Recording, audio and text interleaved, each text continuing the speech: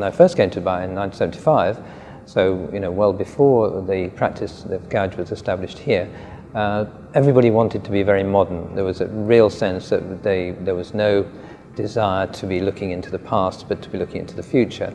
Then around the time that I re-established Gouge here, it was clear that people were wanting to come to an experience that was the magic of Arabia, the various sort of hotels that were celebrating some of the traditional architecture. So it suddenly became something where maybe the increase in tourism meant that actually there was a greater desire for traditional architecture, but obviously balanced at the whole time by a desire for modern, exciting, international style buildings as well. So the two existed side by side.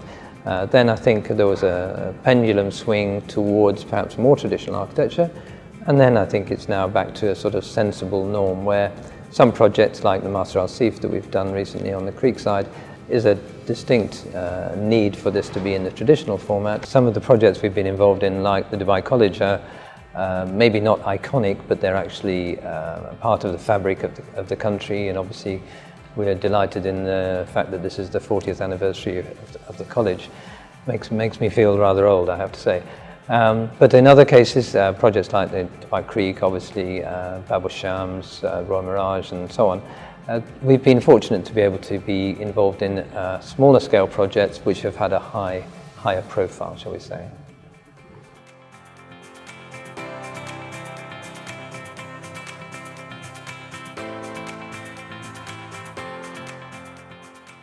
For us as school designers, we obviously look at each environment in terms of the category, age group that we're working with. And certainly when you're designing for younger kids all the way through to, say, teenagers, you really do need to look at the ergonomics, but also just socially, in terms of interaction, what each of them need. In terms of good design, I would say that there's always a place for it, and certainly in terms of inspiring young students, a building needs to assist that, whether it's in a kindergarten environment where maybe learning through play is different to maybe, say, a sixth form block where it's more about individual study time. It's a vital ingredient for us to make sure that we tap into that early with the college in terms of what is their key drivers for the education, but there's a clear link between the two. Yeah.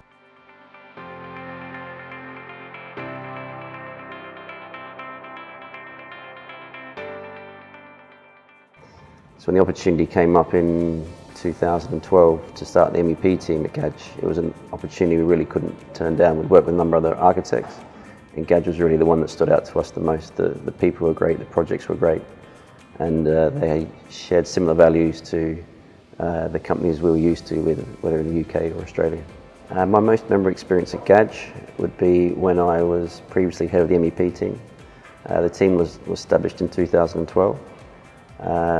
In 2015, we were awarded the Sustainable Project of the Year. A great achievement for such a young team, and really helps put the team on the map.